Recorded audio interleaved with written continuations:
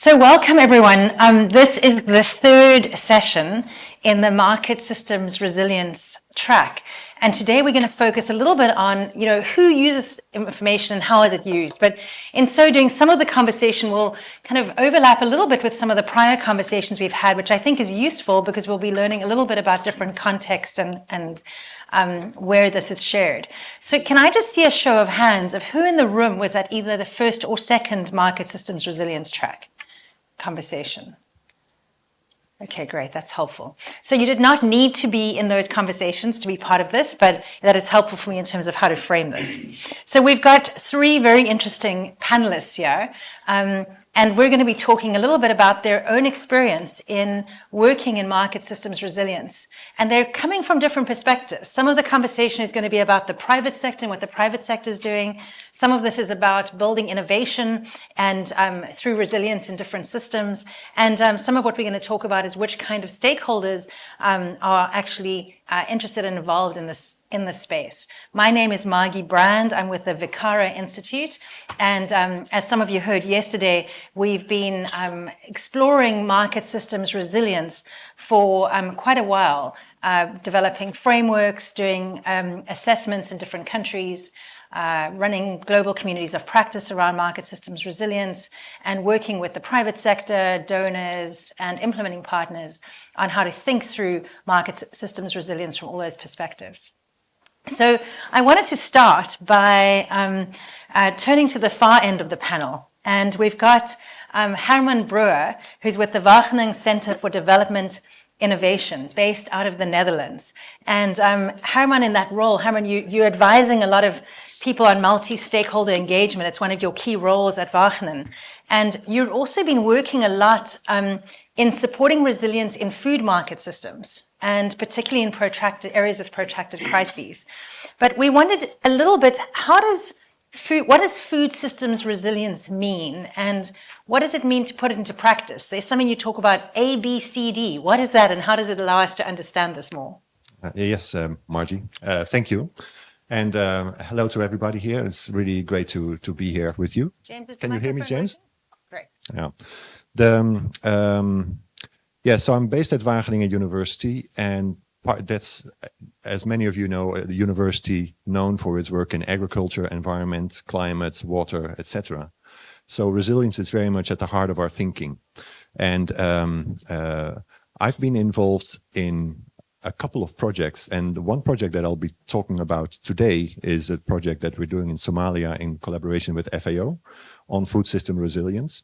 And we're very much approaching resilience from our involvement in the agriculture and food sectors. So for us, it starts with analyzing what a food system means. What are some of the drivers that make food systems deliver certain outcomes? And what are some of the ways how you can change maybe the incentives or the drivers or influence that, so that these food systems perhaps deliver different outcomes that societies want, whether it is more sustainable, whether it's more equitable, etc. So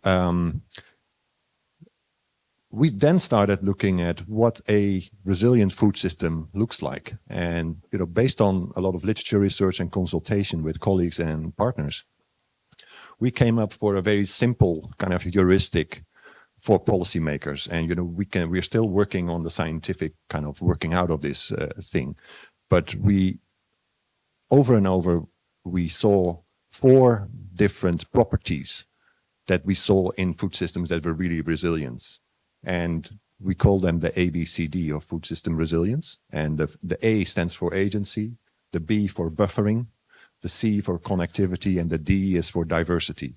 Now, you may see that there's some similarity with some of the principles of the Stockholm Resilience Center or some of the other kind of approaches to market system resilience that also kind of identify some of these system characteristics.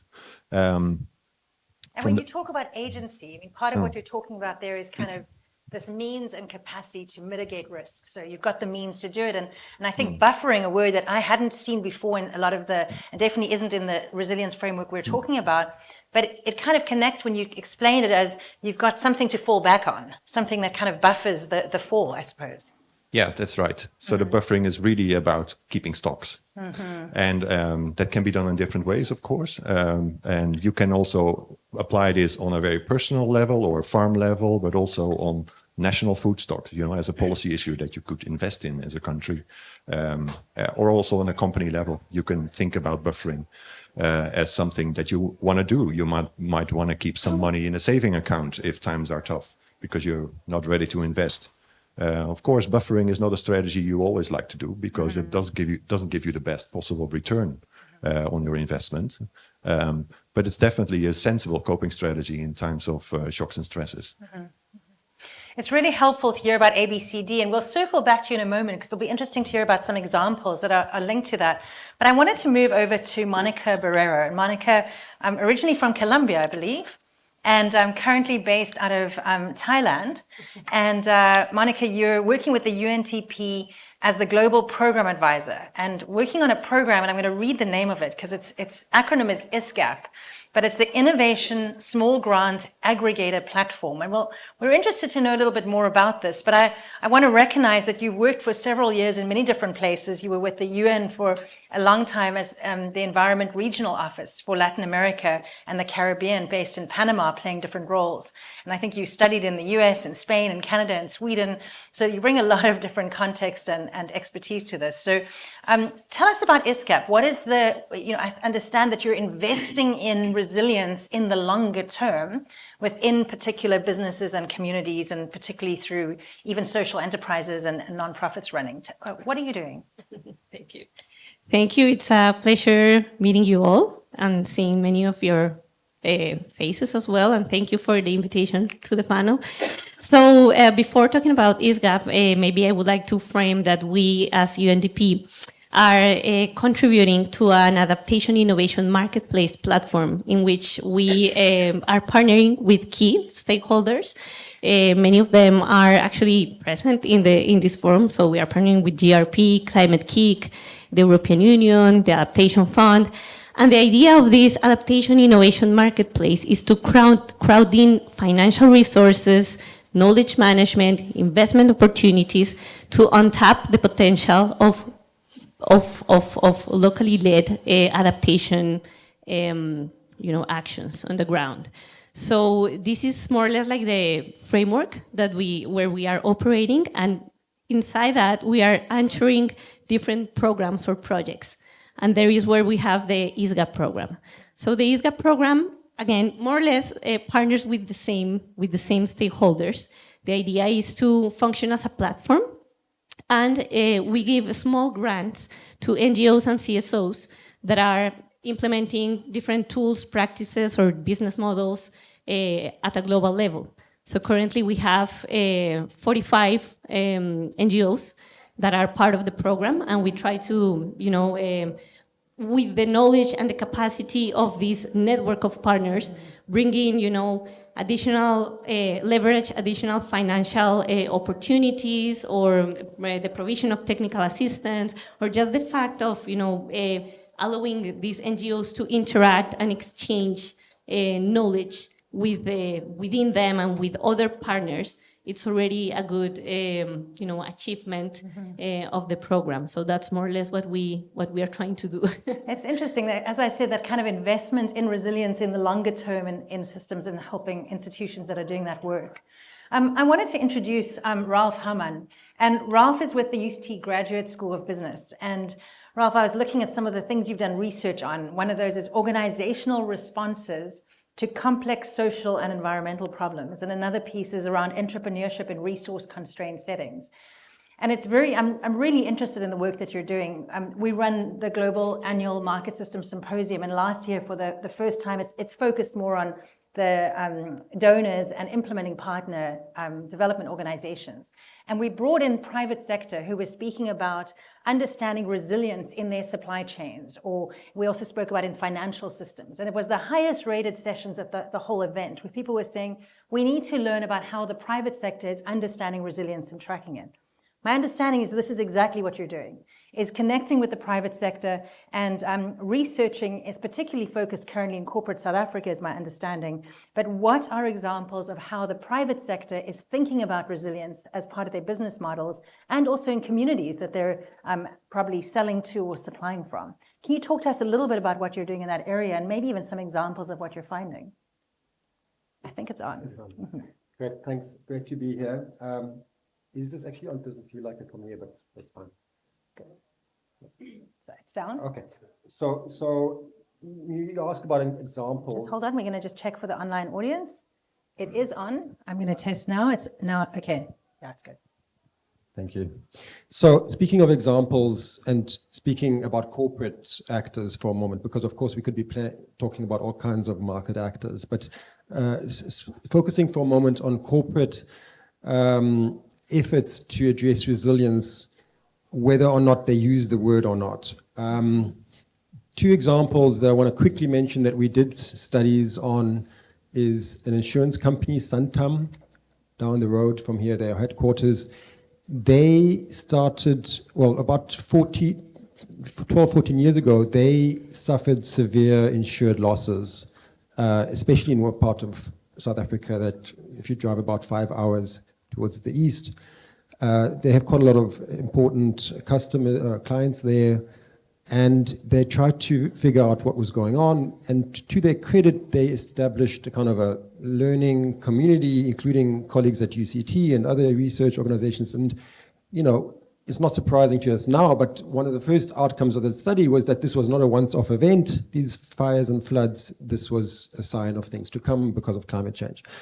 And so they went then the next step and said, well, we can't do anything about climate change. What can we do about these insured losses? And they identified what they call proximate risk drivers, which basically influence whether or not extreme heat leads to fire-induced losses to property or lives, or whether a storm leads to floods. And those risk drivers are at the local level, and a very key player there is the municipalities.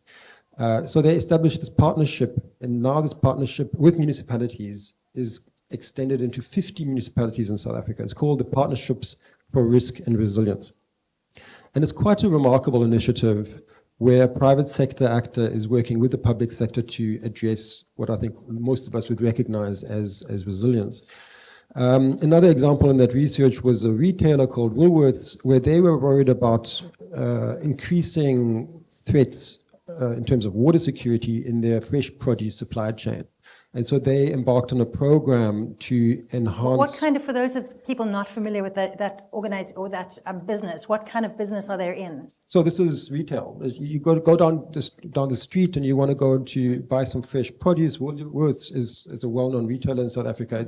It has a branding that says you will get fresh, the freshest and best quality fresh produce from us.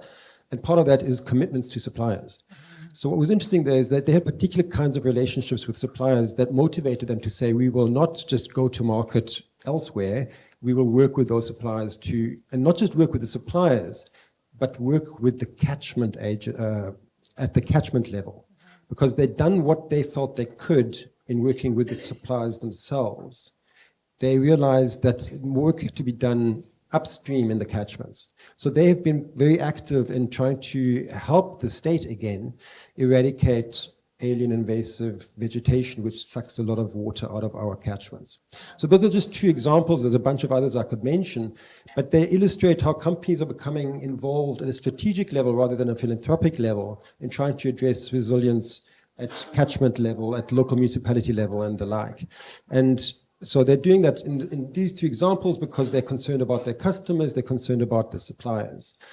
And so we can identify certain organizations that have both the motivation and the means to become very active actors in these kinds of local systems, right? So retail insurance is very important, of course, because they are directly involved in risk and resilience in many ways.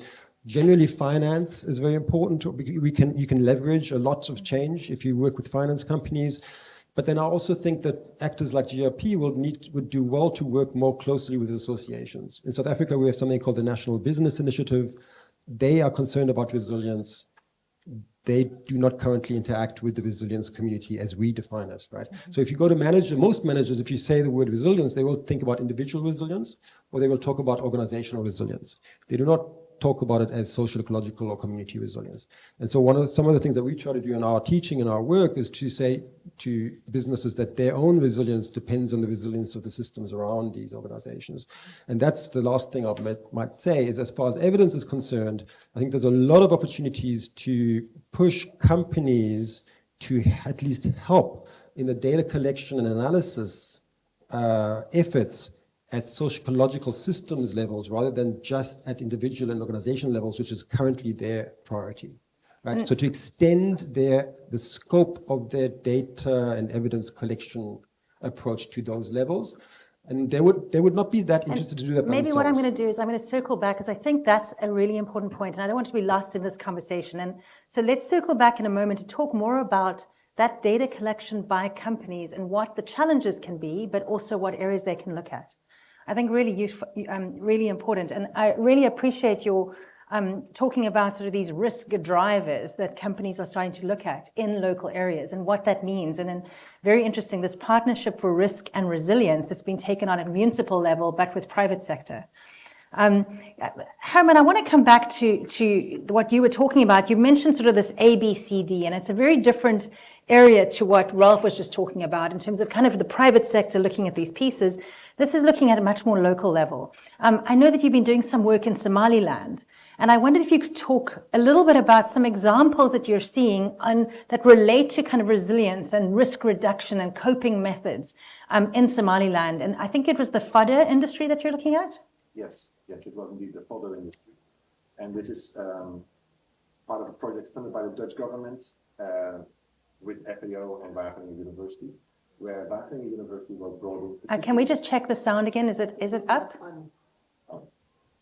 Now it might be on. Okay. Okay.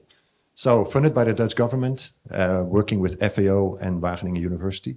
So Wageningen University, we are of course a university, so we are about knowledge and about teaching, etc. But we also have a very practical, applied sets of units that is doing more action research and facilitating learning processes with different stakeholders, whether it's private or public or community organizations, etc. So what the opportunity in Somaliland was, this program is actually working also in Sudan and in South Sudan. So those are not the most easy countries. They're countries in protracted conflicts, of course.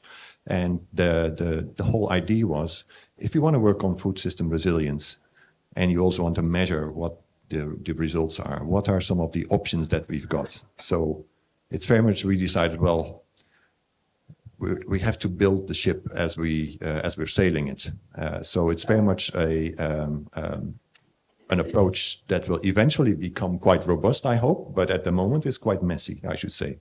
It's also messy because working in the fodder value chain is also a matter of, if you decide to work with the government and other stakeholders, you obviously run into also some political and political economy aspects, where different people benefit from the situation as it is right now. So, for example, in the fodder industry, there's people importing fodder from Ethiopia that are currently making, a lot of money, kind of, and feel their livelihoods or their business being threatened by local fodder production, which was identified as, that might be a leverage point where we could actually increase, help communities to be much more resilient towards shocks and stresses and droughts in particular. And that's actually what we see is happening. So over the last 3 years, we see, we've been a little bit lucky because in these districts in Somaliland, the rains have actually been quite average or okay.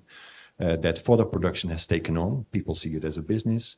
They produce not only enough to supply their own livestock for the rest of the year, but also are able to sell off the excess also to other communities. So that kind of builds overall resilience and so on.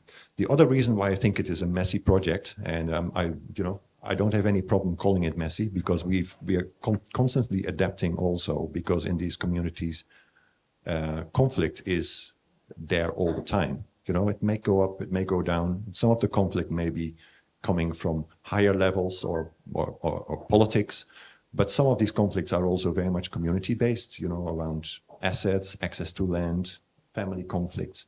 And we quickly realized that apart from just working on value chain stuff, we also needed to work with peace and conflict and train peace champions who would facilitate dialogues and act as mediators as well. And eventually that helped to build trust within these communities, by which they were then willing also to organize themselves into fodder producing groups and into cooperatives, which strengthens their bargaining position for the work that they're doing and for the fodder that they try to sell. So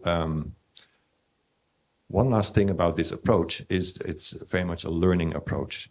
So we ended up saying, if we want to achieve anything that has some kind of lasting effect, it needs to be done together. So the implementing partners are all local NGOs, 1 or 2 international NGOs, and local universities.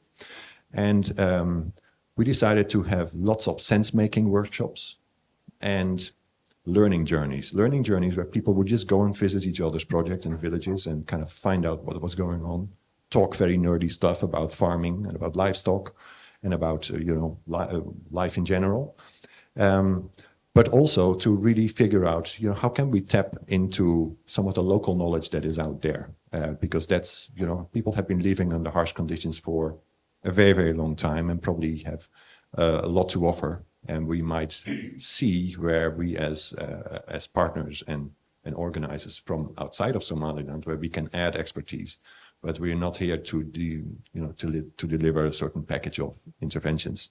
Let's do it the other way around. That's why it became messy, but it became interesting as well. It helped to increase the ownership that many of the communities felt over these activities because they were very much involved in the design and in the operations. It really helped us to manage it adaptively. So every 6 months or so, we will be having these meetings, and instead of people reporting about progress necessarily, it was much more about, what do you see emerging here? What's happening? And what do we learn from that? Do we need to change our theory of change?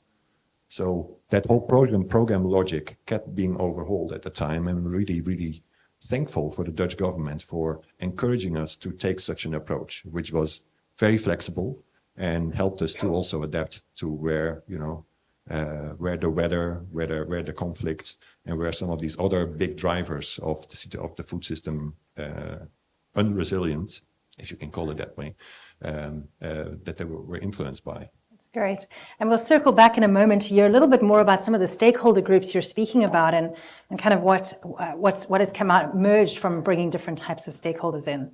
But very interesting to hear you talk about political economy analysis or political economy. And what we found is that political economy analysis has almost become a really important piece of any of our market systems analyses or market systems resilience analyses. And that's sort of a small p political. And one of the things you also spoke about was kind of the need through that to maybe even have mediators who could mediate disputes. And I think something we're seeing more and more prominently is kind of the overload or the bottlenecks where there's disputes in a market system at all different levels. And it's either overloading a judicial system or there is no system.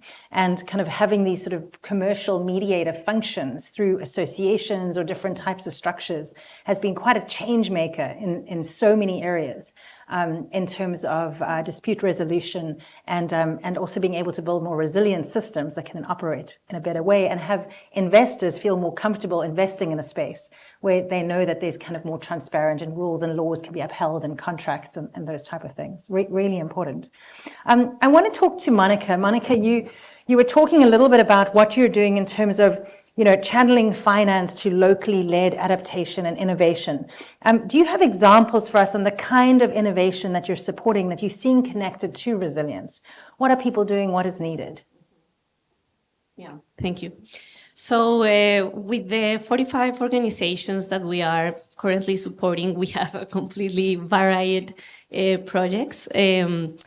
But to give you a few examples, we have a few that are actually working with the aquaponic systems. So depending on the context, for example, in India, we have one partner, one grantee that actually developed an aquaponic system to be installed on floating rafts, which is really interesting for areas that are very prone to flooding.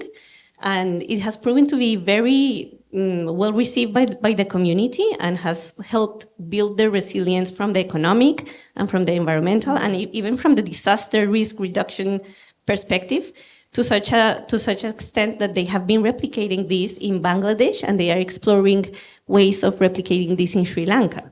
So this type of innovative like models or practices is what we are trying to identify, document, capitalize, and share, because it could be useful in other parts of the world to think about a practice like that.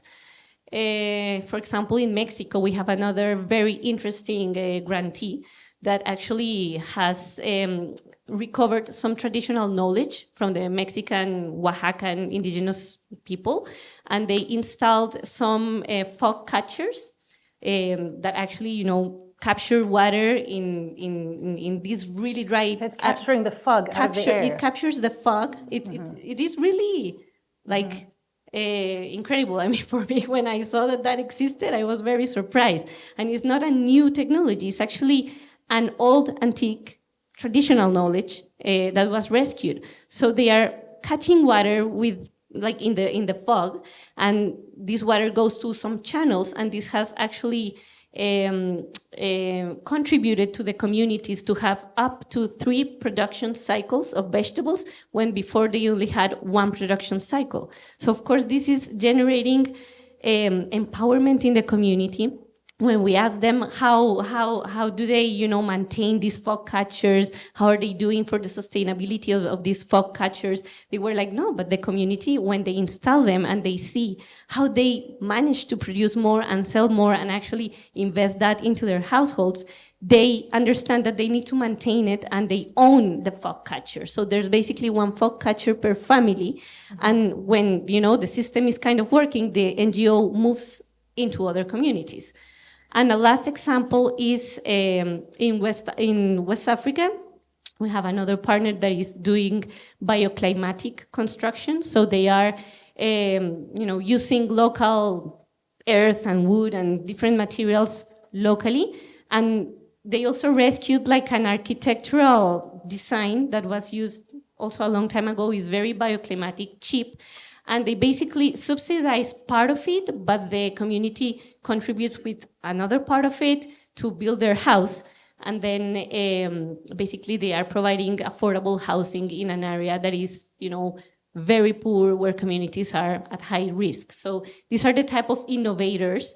Many of them are working with youth, with indigenous peoples, with women. We try to really focus on this type of population.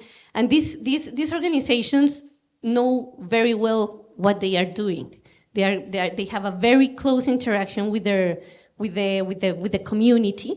And basically we are just giving them funds to continue doing what they are doing well, or to refine what they are doing, and actually try to connect them with potential different, financing opportunities and learning opportunities. So we are more or less doing like an acceleration program, but we do not produce all the knowledge. We are just, leveraging all the partners that work with us for the benefit of these NGOs and CSO. We're actually doing something interesting as well, that is partnering with universities.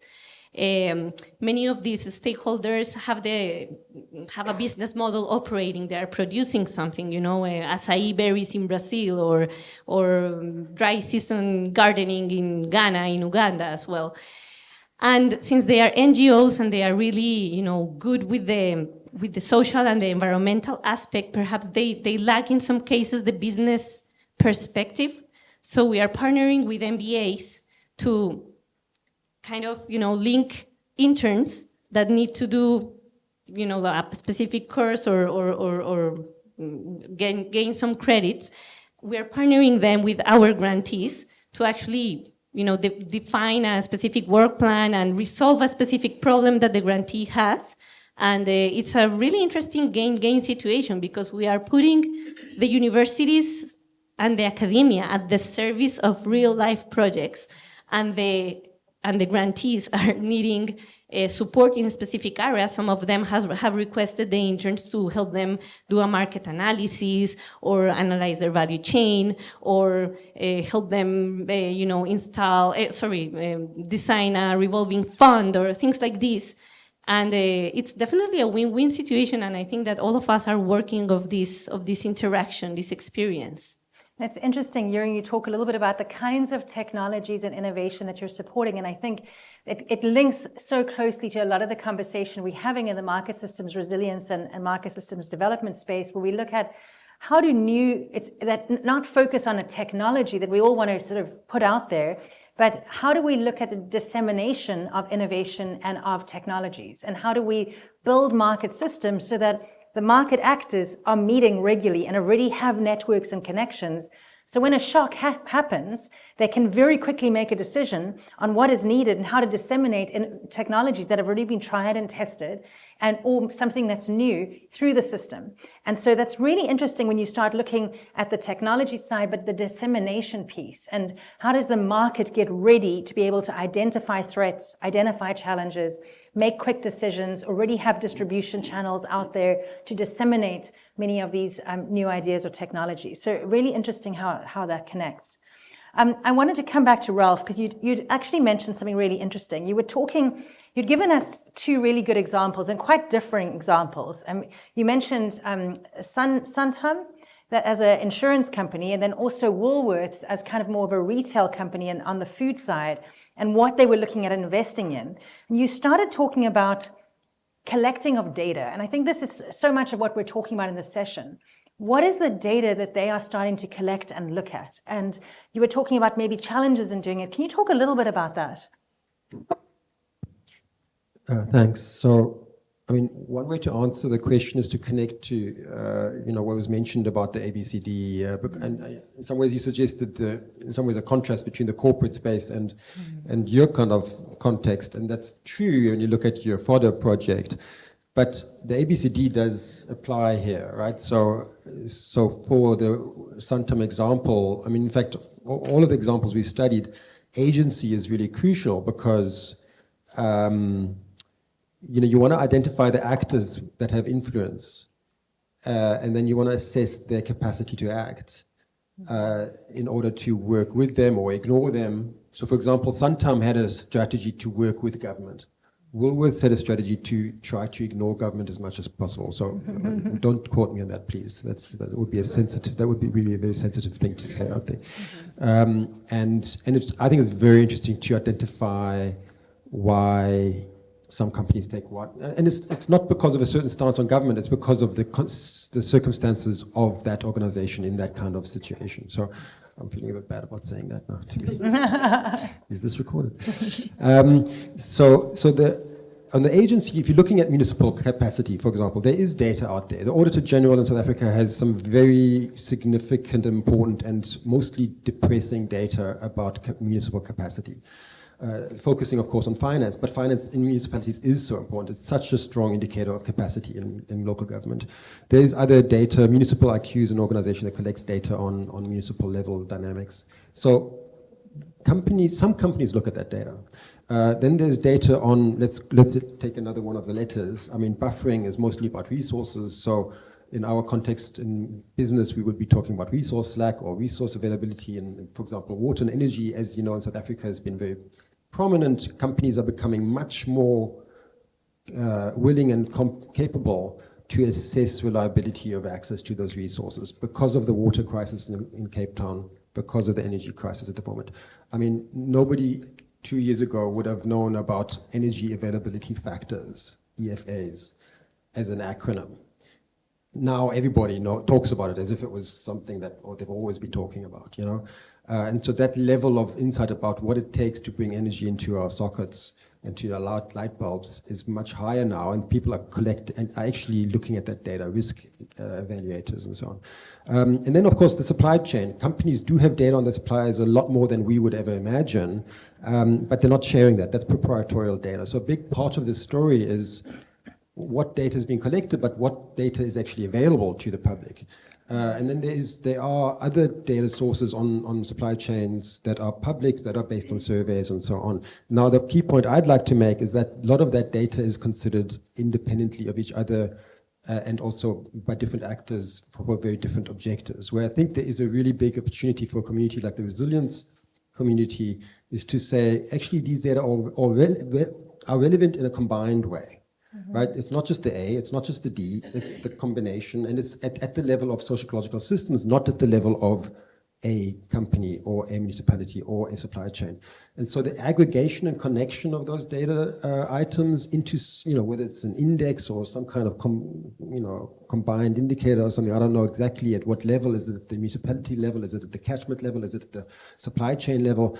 But there's a real opportunity to say, let's aggregate some of these data about things like municipal capacity, about water buffering and or whatever, and say, here are measures that maybe business associations could be both collecting the data, doing the data analysis and the number crunching, and to say, here are some real warning signs so that we don't end up like in a situation in Makanda or wherever, where the water runs out and people are just scrambling to fix things in retrospect, when perhaps there could have been much better warning signs 3 years before that. So interesting to hear you speaking, and what you just shared connects so closely what you're talking about, those risk drivers earlier, that companies are thinking about, and I think the majority of the audience sitting here are coming from a development space. And we often forget what kind of things companies are tracking. And you gave an interesting example of water, sort of what is water availability in the supply chain. That's a very interesting tracking piece, whether that's actually kind of a new risk driver. Or the energy you mentioned. And we'd spoken previously, and you gave an example of potential social disruption in the supply chain because there's a food crisis. Do you want to give, I don't know if there are even practical examples of any of the pieces I mentioned or others that you can talk about, because I think it's useful to think about collecting data on those areas that are not necessarily what would be seen as having been typical business indicators, maybe. Well, I mean, in some ways, I would initially at least focus the other way around. I think there's indicators that are becoming relevant to business that business wouldn't have considered relevant 10 years ago. Mm-hmm. So, for example, food prices. The riots in Durban that were disastrous for business in very direct ways, but more so in kind of systemic ways. That they were at least in part attributed to significant rises in food prices and general affordability issues. Households were just struggling more and more. If you combine that with inequality indicators, with indicators of perceived legitimacy of authority structures, that was very important in Durban because a lot of people there were upset that Jacob Zuma was going to be put into prison. Mm-hmm. And so those things, three things together, combined to create the riots. And if people, I think business realized we should have seen this coming. Mm-hmm. We need to pay attention to those things that, as I say, 10 years ago, there was not on their radar. Mm-hmm. It's very interesting. We were speaking as a part of a series of interviewing private sector in kind of how they're responding to resilience. One of the things that came up linking to sort of the food crisis and also the riots in the area you're talking about was the business said there was a stark difference between businesses who hadn't invested heavily in their supply chain and how much they could cope and get back on their feet, whereas businesses, some of them within 24 hours, even though they had huge depots and warehouses wiped out because of during that rioting process, were able to come back online super quickly. Again, within 24 hours, and their operations could continue. So there was just a really interesting piece of quite a stark difference between this investment in the supply chain. And we heard some of the examples yesterday from McCormick on the benefit of those pieces. I want to go to Monica because I want to keep on a little bit of this interesting discussion on what are we tracking.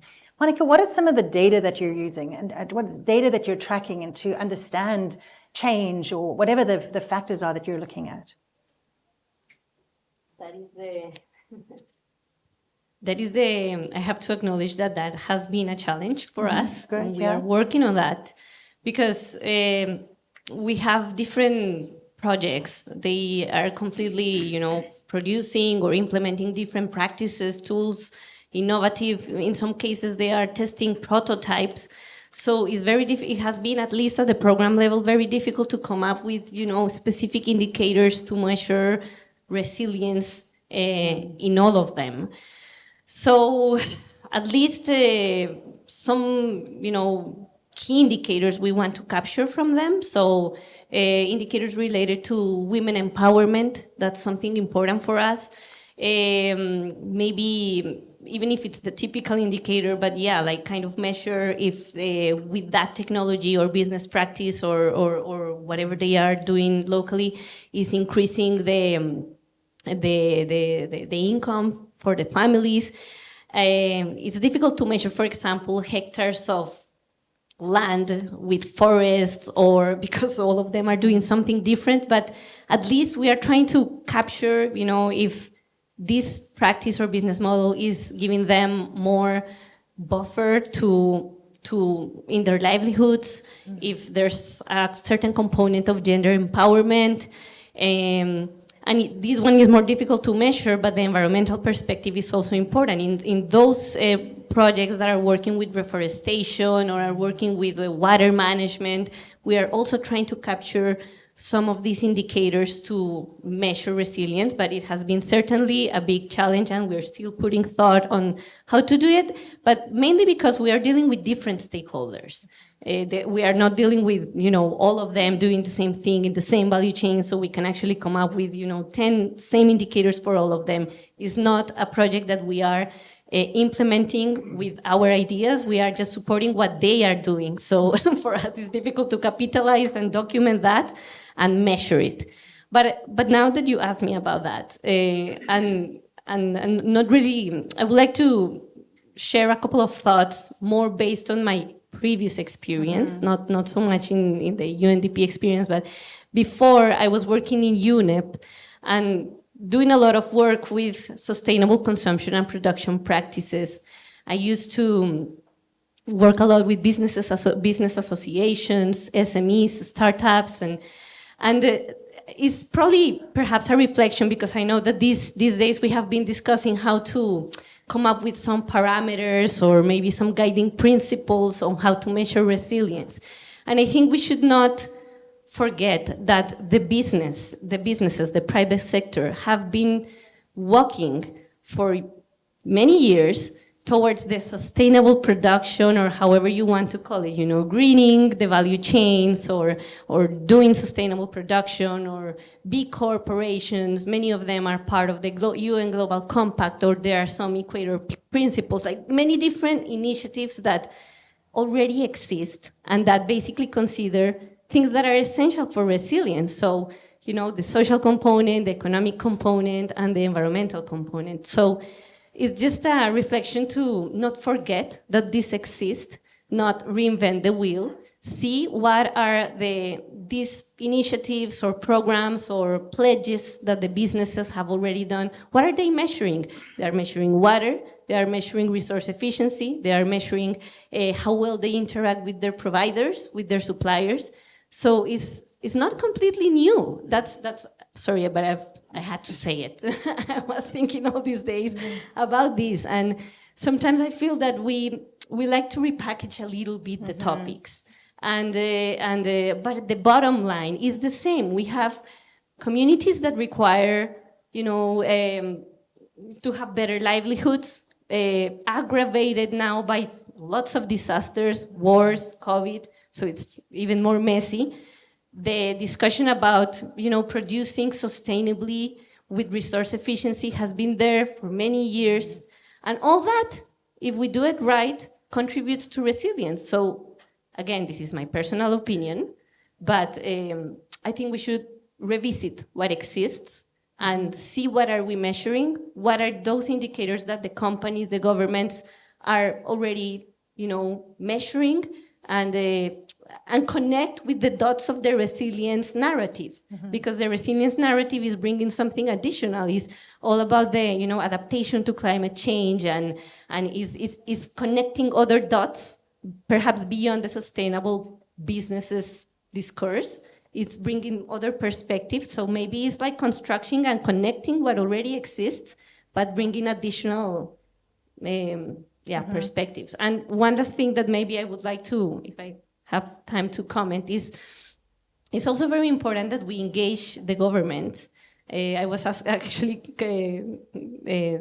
asking Jesper if that I was a bit surprised that there are not a lot of government officials in this forum, and I think it's actually very relevant to engage government officials in these type of discussions, because we can come up with, great guiding principles or indicators, but if they don't see that they are feasible to measure their resilience in their programs, in their policies, it's going to be like one leg that is not connected. And actors that are not often connected to these discussions of sustainability, resilience, are perhaps ministries that have a lot of power and a lot of financing and can actually move a lot the business sector. Mm-hmm. So usually when I tell from my own perspective, by working in UNEP, that is the United Nations Environment Programme, now in UNDP, we usually connect a lot with the ministries of environment. But other key actors that need to be involved in this market system like work is the ministries of production, the ministries of technology. They have a lot of finance and they actually interact very well with the business associations, and the business associations kind of believe them more because they have either program for seed funding, or they can propose, removing a tax if you import like cleaner technologies. So these actors are very important to bring them into this discussion. Drop the mic.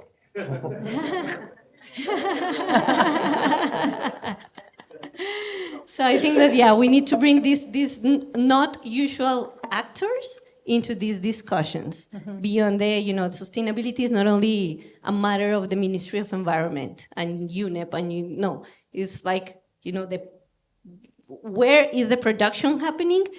And that's already happening. It should be kind of tinted with the resilience concept and with the sustainability concepts that has been already happening. So, Monica, you raise several really key things here. I mean, I think back to we started the discussion on this question was around the data piece and the collecting. And I think, you were very aligned with what Ralph was saying as well, in terms of let's look at what the private sector is already collecting. Let's draw on that data and which kind of information should be more of a public available data, which kind of things are important for different types of entities. I think, and you talked about, looking at what's already there and then connecting the dots of the resilience narrative. And I think that's very helpful and added value. And then you moved on to speak to something that I was actually going to ask Herman about. So I'm going to ask you, Herman, to add to this conversation. You spoke a little bit about what are the kinds of stakeholders that we should have at the table. Who should be accessing this data? Who should be involved? And you spoke about government and different types of ministries and business associations. And thank you for even naming some of those ministries. I think that would be really helpful as part of this.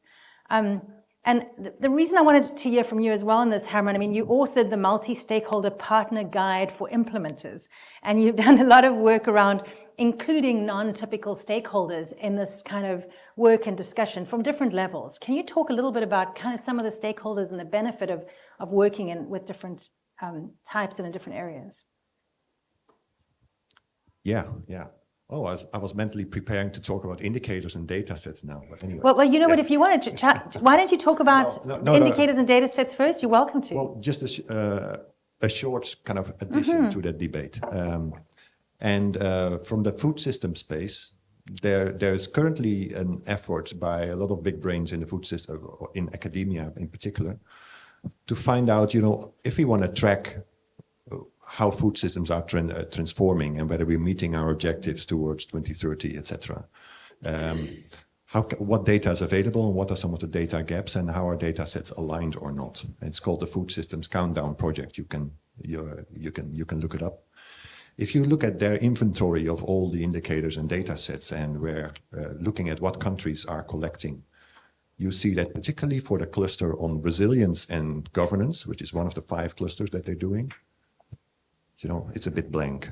This is the area where we actually don't have much data, and what data is there is actually of questionable quality, and it's incomparable. So they recognize that that's where their biggest trouble is going to be if they want to really kind of track food systems transformation or progress towards that. So that's one thing that should also, that illustrates that nobody's been able to crack that nut, but it's really urgent that we try to do that. The second part about data, which and can I just say, great, giving us as a forum that urgency of these challenges, things we need to be looking at. And I think you've all done that in different ways. Yeah, in a way, yeah. And I think the authors of that work, in a couple of months' time, they're going to publish in Nature Food an article on this one. So is this the Food Systems Countdown Project? Yeah. Okay. Yeah. I think it's led by Johns Hopkins, if I'm right. Excellent. But there's also people from Wageningen involved and many other universities.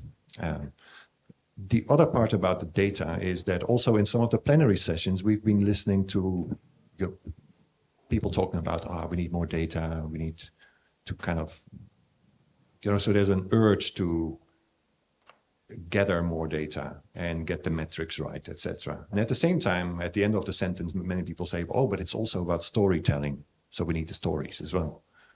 And I think I've heard that many times, and I like that. I like the balance of mixed methods, quantitative, qualitative evidence, etc. But quite often at the end of the day, these stories that are being collected are just being harvested by the communications department, and they're like the good news stories that we put out there, right? And I'm not sure if that's really evidence. I understand the need to communicate also to different audiences. That's all fine. But I'm really also want to make a plea to find ways how you can somehow aggregate and collect stories from people from communities or different types of stakeholders and usual suspects, and somehow bring that into the evidence set. And that's something that I haven't seen before. In other projects, I've worked with software called SenseMaker, which is a way where you can actually ask people to submit micro-narratives, little short stories about what's changing in their life and in their world, and analyze that in a very, very different way than usually. Basically, I won't go into the details of that, but SenseMaker is an interesting approach to working with micro-narratives and trying to distill trends and weak signals and really complexity aware. So that's maybe on that topic. Now, back to your question. So one of my core interests is really how do you get different stakeholders and actors in food systems or working on nature conservation for that matter, or for water, to work together towards common goals. Despite the fact that on many occasions or on many topics, people may hold divergent views and are very much in a space where things are contested. So a lot of my time I actually spent in devising methods and facilitating dialogues with people who really don't agree with each other, but somehow realize they need to work together. And so especially if you're in an area of protracted crisis where things get polarized and information also is sometimes not easily available for people. So you get rumors, you get gossip, you get all that type of stuff. Collaboration isn't easy. But at the same time, we've seen some really powerful examples where that can help shift the mindset of people. And I'm using the word mindset because quite often it starts with mindset. I'm not talking about deep psychotherapy. I'm talking about making a shift from people debating with each other to people having a dialogue with each other. And it's, it's very basic sometimes. It's just listening, trying to put yourself into somebody else's shoe, and also getting enough diversity in the room. That's the D again, but that's really about, if this is a panel of people, of course, we come from different perspectives. But if we all agree with each other, it's also going to be a bit of a boring conversation, isn't it? Yeah. So you do want also to kind of get people to challenge each other and do so in a safe environment. And that can lead to people actually being able to work together, exchange information, and thereby, creating stronger market systems, or stronger food systems or whatever systems, and thereby increase the resilience. So it does need careful design and facilitation, but I've seen examples where some of the deadlocks that were there, where people thought, we'll never be able to we only are in a downward spiral of polarization, where people were able to come out of that spiral through some dialogue process. This all sounds very soft and touchy-feely, perhaps. there's a lot of science that supports it, and it's really kind of hard science saying, well, in the long run, there's actually benefit from people knowing each other and understanding each other's context, and also understanding the interdependencies that are there between each other.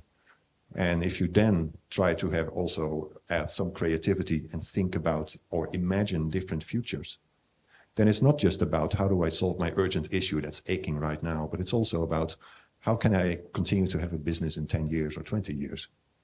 And that temporal aspect that changes sometimes also the way how people look at each other and see how interdependent they are and how they, might need to step over some of the differences that they have. I wanted to come to the audience and at least the people in the room. I realize there are many people joining us virtually today as well. But for the people in the room, what is kind of percolating for you? Are there some questions you've got or comments you want to make or challenges you want to throw out to us as a community? It doesn't necessarily have to be to the panelists. And I'm just going to kind of just get a couple of thoughts flowing, and then we'll come back and see if there how we can add to that conversation. So and we're going to share this up here. And so when you share, if you could just stand up so we can see you and just say your name and the organization that you're with, and maybe even the country that you're based in. But let's hear a little bit. I think we had some great commentary and questions yesterday. Thank you. My name is Kai. I work for the InsuResilience Secretariat. InsuResilience is a global partnership working on the implementation of climate and disaster risk finance and insurance. And Ralph, I really liked your point on the different stakeholders collecting like the different relevant data and then combining that information to get better insight on a systems level. But I wanted to throw out from my own experience that we see that stakeholders tend to collect the data that they need to do their business. Mm-hmm. So I was in a room with a lot of insurance folks a few weeks ago at an insurance summit in Zurich, and we kind of exposed the community to the idea of randomized controlled trials and how they can help to assess like deeper levels of impact of insurance implementation in this case. And the reaction in the room was pure opposition. So many people in the room really said, we don't need that for our business. Sales figures, claims ratios is what we need to see to understand whether a product works or not, and that's sufficient for us. And of course, from our perspective, as a multi-stakeholder partnership, we do want to showcase impact that insurance implementation can have on resilience. But from your point of view, how do we overcome this hesitation to kind of collect relevant data that goes beyond like people's own yard? And I wanted to collect several thoughts, but actually for a moment, I'm actually going to stop here because I think this is you framed this question well, and I want it to be fresh in our minds. And I think you're talking a little bit about, what kind of information, what's the incentive to drive information collection, what is priority around information. And Ralph, maybe you can share a little bit of thoughts on this piece. I will say I was fortunate to be facilitating a meeting several years ago that was put together by a group. I won't name the names behind it. It was kind of done in a little bit of a confidential setting where there was it was bringing together key corporates with some key development players to say what kind of, it was around trade and saying when you've got inter-country trade, what is some of the data that is useful that we are collecting for our own personal business interests, but that we can share. And you had some of the courier companies, for example, saying we know exactly which person at which border post can most quickly get certain things through to certain countries. We know how many minutes, down to minutes, how much it takes to get goods from this place to this place and where the blockage points are. And retailers were doing cross-border trade, were saying we're tracking X, Y, and Z around transport issues, etc. And they were talking about how can this kind of information, which is confidential and doesn't necessarily want to be shared between businesses, but be shared with people, policymakers, people within government or others that can actually go and remedy some of those blockage points that are being collected in detail by certain businesses. And together it kind of builds a picture. Super interesting. But yeah, thoughts from you, Ralph, and this is an interesting one. Yeah, thanks very much for that really interesting question. I mean, Monica mentioned that companies are reporting a lot of stuff already, but I think there's a couple of problems with that. in this context of resilience. And I mean, we need to remind ourselves why companies are collecting data and to some extent reporting the data.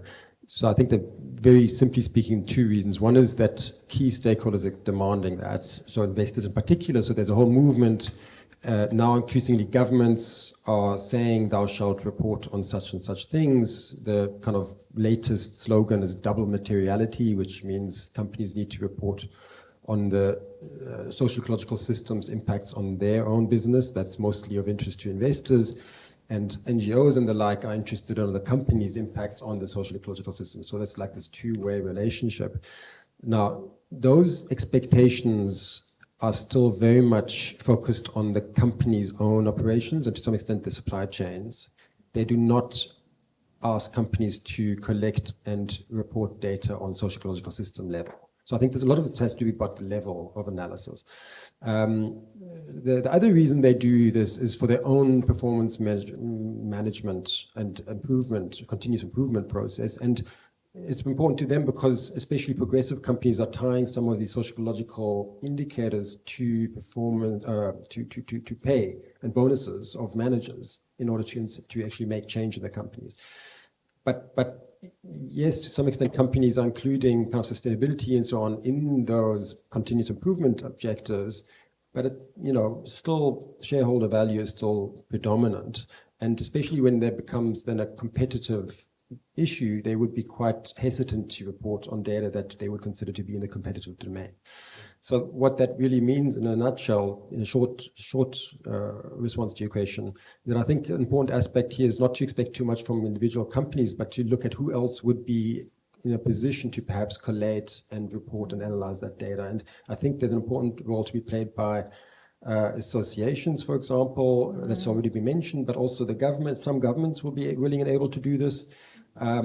And there, for example, there's a very interesting space, I think, in impact bonds, where some or other collective. It could be it could be the government. It could be collectives of impact investors that say, at a certain geographic scale, for example, we are concerned about water. Let's make sure that we have enough water in 10 years' time. We are willing to put up the money, and we're going to measure data on the supply of water, and then we're going to pay back. We're going to invest in certain measures to ensure that water supply. And when certain measures are all confirming that that project was successful, the government is going to use taxpayers' money to pay out the investors. That, in other words, it's an actor that has both the incentives and ability to collect and analyze and publish data at that kind of level of analysis beyond a company level of analysis.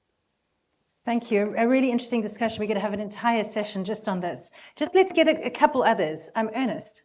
And just introduce yourself as well. Thank you. Thank you so much. I'm Ernest Njoroge with USAID, Kenya and East Africa. One was actually was responded quite well on incentives. But what I'm wondering, Let's hold it closer. in terms of scalability of the good work that you are doing, how do you see that? How is the good results that you are finding or the good findings that you are getting, how can it be scaled up so that the work becomes more systemic beyond the institution that you are working in or beyond the partners that currently you have, so that the change is much bigger than the specific activities that we are carrying out. Two, we know that the simpler a technology or an innovation or anything we do, the more likely that it's likely to be adopted. So how is it that we can simplify whatever we are doing so that either the communities we are serving or policymakers that really put budgets into scaling up activities can actually adopt this? Thank you. So let's get a few more, but that question was, there was a scalability component, and then you've talked about an adoption component.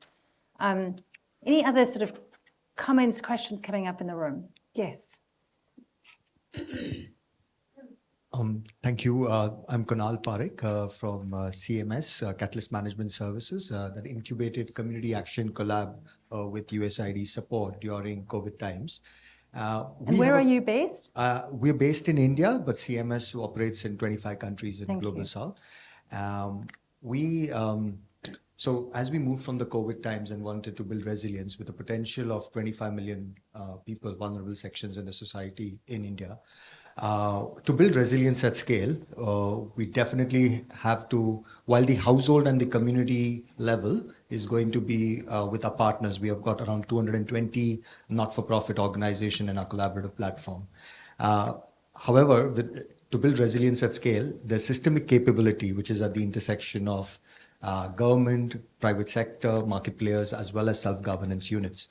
After this conversation, Monica said that there's a lot of already existing indicators available for resilience, while Herman said that the resilience and governance data is missing in the food countdown initiative. What would be your advice to our collaborative platform? Should we be even in this? Should we be even in this space? But for us, we think that without creating systemic change with community at the center, so we have farmers group of partners with 5 million reach. We're a little confused about the next steps on that front. Any advice? Advice around the data piece. Okay, really interesting. Let's do a question back here.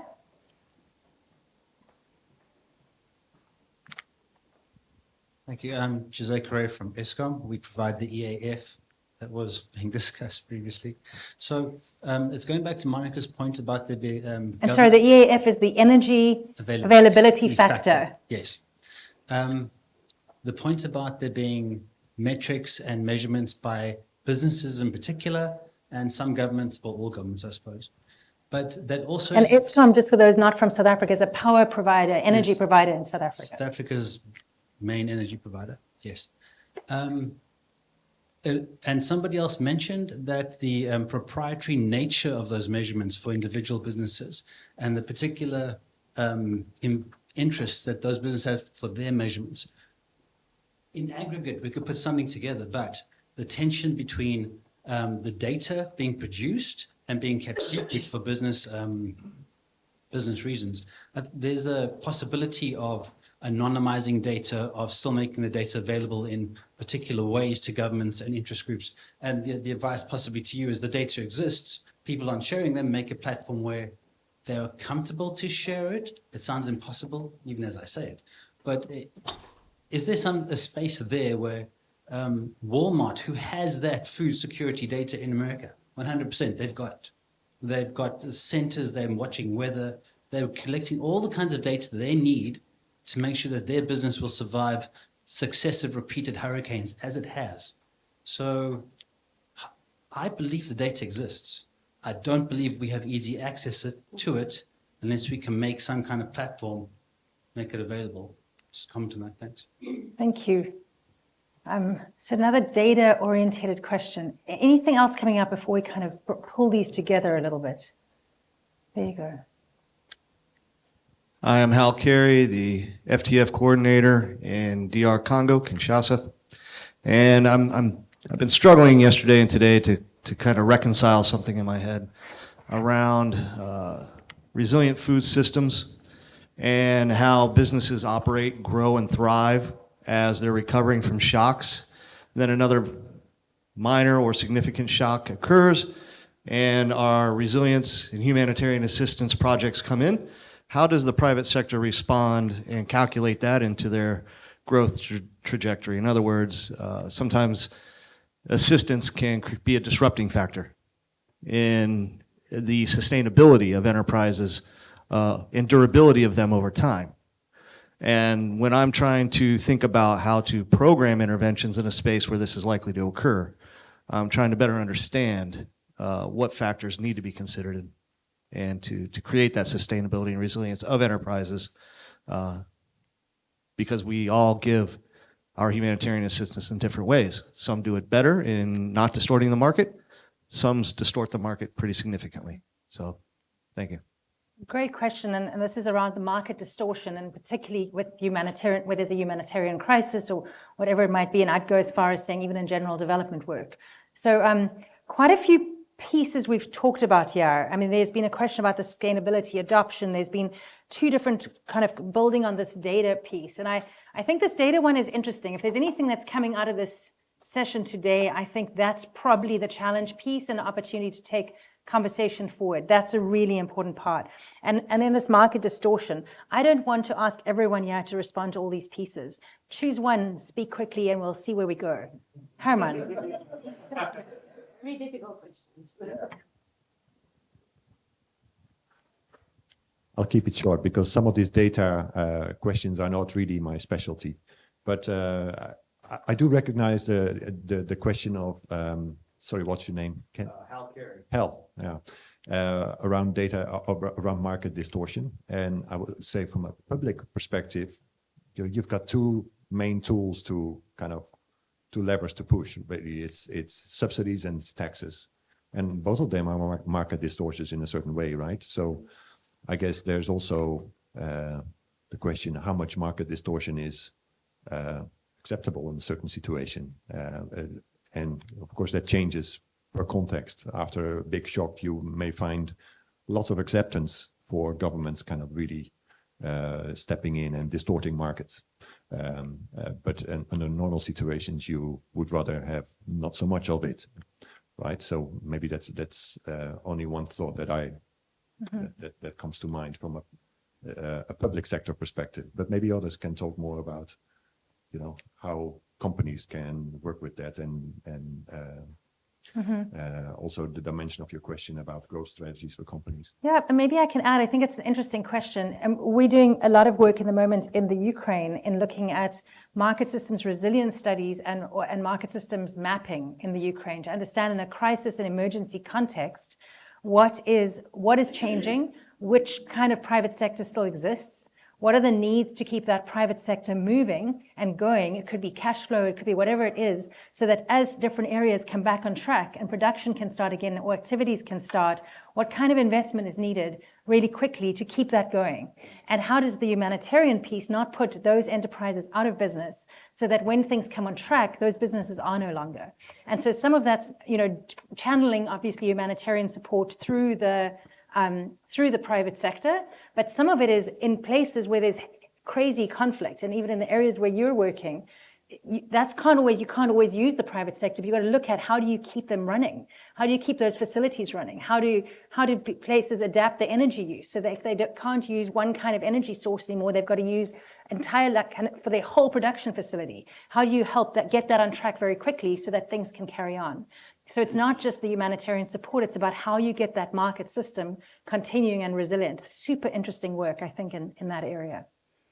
I wanted to ask, any area you want to tackle, Monica? Something you want to speak to? Great. And maybe maybe part of it, I think that there is a question around kind of in the work that you're doing, kind of the scalability piece and the adoption piece. And I don't think you don't actually have to talk about that now, but I think in any way where we kind of supporting particular winners or particular innovations, what is the way we do that? And I think it's an interesting question. And Ernest, I think it's great to bring that one on the table. Ralph. Well, maybe I can, touch on many of the questions by really highlighting the role of what you might call knowledge intermediaries. Of course, that's the universities, but it's also business associations and development agencies. So in terms of some of the questions, shock followed by shock.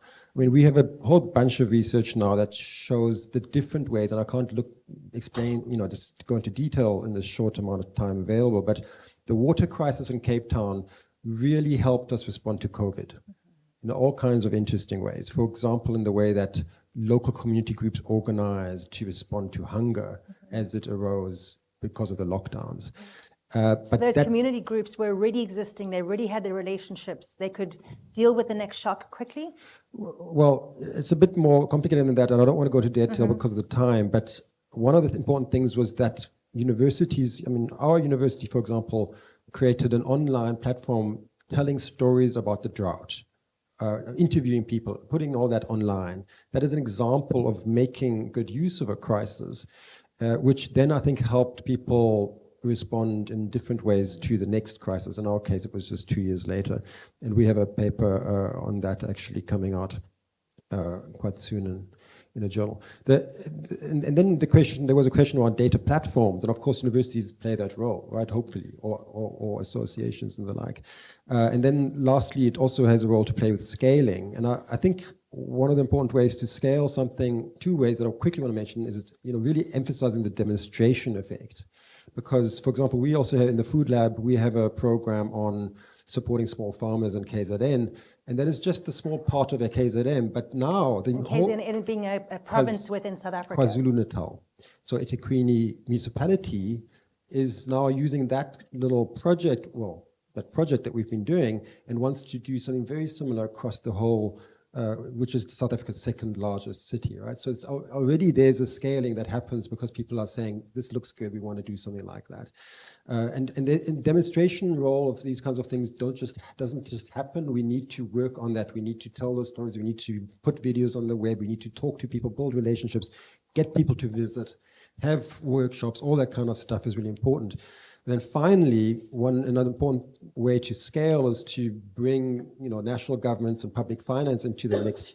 And I just want to mention this example from Australia, where insurance companies were able to convince the government that money spent before crisis much better spent than after a crisis to fix the mess. And it was the insurance companies that were able to convince the government working together, but as an association, right? So that was a pre-competitive space where they were able to make that very, I think, positive, we could call it positive lobbying if you want, or advocacy role. And again, universities should be playing a role, I think, especially in places like Congo, of course, development actors also play a role in doing that. But I was in Lusaka the other day doing a workshop at the University of Zambia, and I was really disappointed to hear how little USAID and the like are working with local universities.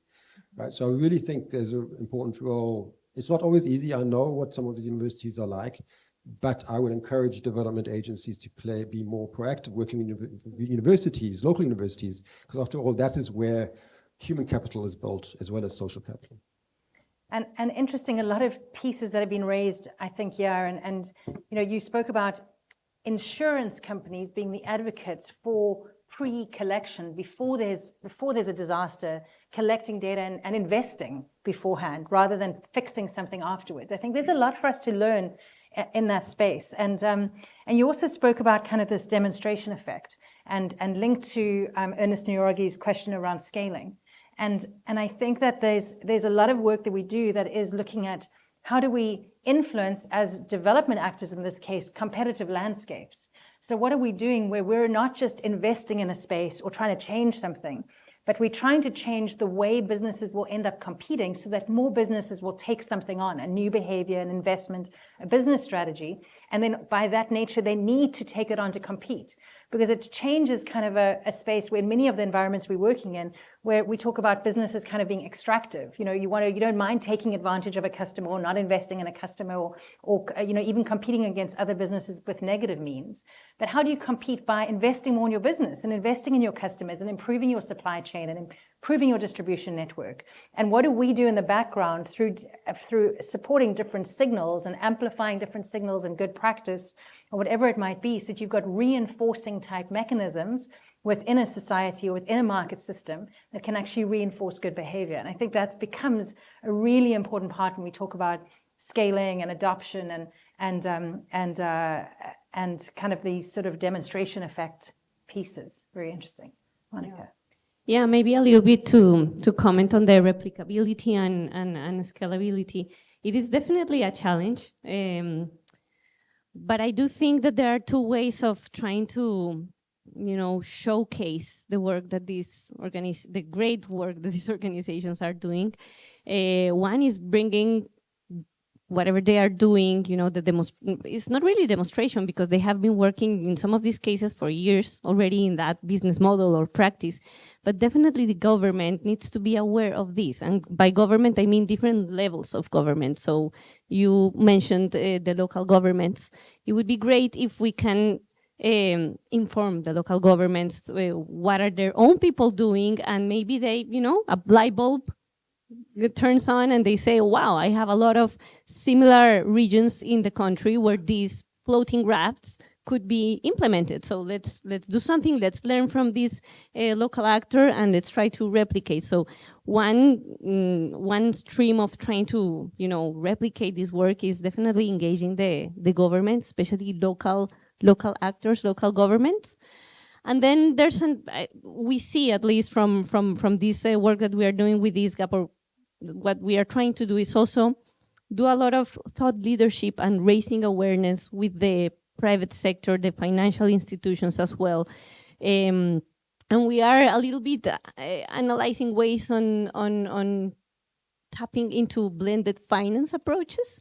So perhaps by supporting these organizations in these initial moments of their business models, we can bring along potential investors that could find, alignment into tapping into these opportunities. Some of them are actually real interesting market opportunities, and perhaps they see the interest in investing. So with the governments or the finance sector, that's something that we're trying to work with and doing a little bit of thought leadership with different actors and see if we can push forward a little bit that frontier. I think that's an interesting kind of challenge for us as well, is in moving forward. And I think a very helpful, an interesting challenge, I was saying, and a helpful kind of closing reflection. I wanted to ask Herman for a closing reflection on your side. What is something that's interesting for you that's been discussed today? What is something that you would like to kind of see more of, or you think would be pushed forward? You've got 1 minute. There's something about informality and informal markets that I think I'm getting extremely interested in. Yesterday we had discussions about cutting out the middleman. We had discussions about valuing local knowledge, etc. So I think there's something there around informal markets that we, that there seems to be almost an assumption that if we want markets to be more resilient and mature, informal needs to change to formal. Mm-hmm. And I think there's some, in a lot of places that are struck by conflict and by stresses, there's lots of good reasons why people are working in informal systems. And I think according to ILO, for the whole of Africa, I think it's 86% of GDP that is generated through the informal sector. That is not only for food, but that's for the whole. Those are figures of 5 years ago. I think that's changing. But still, I wonder whether in our toolkit or whether in our measurements, whether we are sufficiently equipped to deal with informality and also engage with the informal sector. I know it's also difficult, it's very diverse, very context specific. And it's also problematic, like issues with the middleman, like we discussed yesterday, monopolies and extractive practices and all that. But I think it's something we need to tackle. I think that's a great closing thought from you. And I think that challenge around informal systems, are we trying to formalize, or are we just trying to make systems work where they work and how they work, and not necessarily saying formal is better? Just for those, I don't want the wrong message to come about. For those of you that weren't part of the middleman discussion yesterday, there was some discussion in some cases where there is extractive behavior, and so maybe it's useful bypassing. We also talked a bit about the myth of the evil middleman. So that sometimes that function is a really important function that needs to be played, and if you take it away, some other entity will take on that function. And so how do you not only look at the player, but look at the function and that it is needed? And we had examples of even working with middlemen and trying to change that and changing that space. But that informal system piece as well, really helpful. Closing thought on your side, Ralph. And I've also heard you speak about ethical intermediaries as the kind of that informal middleman. I think you had the closing thought there. And I know we're out of time, so you can add it. That was going to be my point, is that, the linking informal and formal is basically the story of African market systems, right? So, that's absolutely crucial to all of what we've been talking about. So hopefully that wasn't, I didn't want to ever give the impression that we would disregard this informal, but, I do think the key thing there is, yes, to take out the extractive middleman, because there are a lot of those around. but there's really very important roles played, again, by these kind of intermediaries, call them ethical or otherwise, development or NGOs, development agencies, but also sometimes other businesses, right, that connect informal and formal, that provide resources, loans, and so on, right? So we're talking about that this morning in Sudan with NEF and so on. So I would really just highlight, closing comment really is to connect some of these knowledge intermediaries, work more closely with universities, work more closely with business associations so that you can also reach more businesses that are active in these value chains, and also overcome some of these competitive dynamics that will otherwise constrain interaction with market actors. Very helpful. And Monica says you've got another closing thought, so go for it. No, but I think it has been already discussed. That my main thought is that we should build upon many of the good things that have already progressed. I truly believe that we are not in zero. The businesses, the financial sector, and there's a lot already there that perhaps is not perfect. Perhaps we don't have access to that data yet. Perhaps we have to think about platforms, but we are not, starting from scratch with the evidence measurement, resilience evidence measurement. So it's just a reflection to kind of perhaps take a step back, review what we have done, what we have achieved, because I truly believe that many value chains and market systems have worked strongly in sustainability matters, and that at the end correlates very deeply with resilience. So we're not starting from scratch, and that's the thought that I have been having all the time since day one. I think that's helpful, and I think if I have to think about what I'm walking away with, I mean, one of the areas, there's been a lot of discussion on different types of market systems, and we're talking about financial insurance systems, we're talking about water and energy, we're talking about food, and I think there's one of the discussions, I was in a side conversation yesterday where people talking about where does food systems fit in and market systems, and I think for us, market systems are part of one of many food systems are part of, one of sort of many market systems, the market systems that overlap, and I think we're quite closed if we only look at kind of a food system. And I think there's so many pieces around it. And I think to keep that conversation broad and realize all of the kind of systems and take a systems view, I suppose, on all of this. And I'm really excited that the market systems resilience discussion is now part of this forum, and we're building that community out. I think it's an important piece, and it overlaps with so many other discussions happening in the other areas. And I think being named that and called out is quite critical to this community. So thank you for being part of that. Thank you for being part of the discussions today. And we'll see where this conversation goes. I think we've opened up a lot of potential new areas that need to be explored that are really important. So thank you for that. And thank you for everyone that contributed. Thank you for everyone online.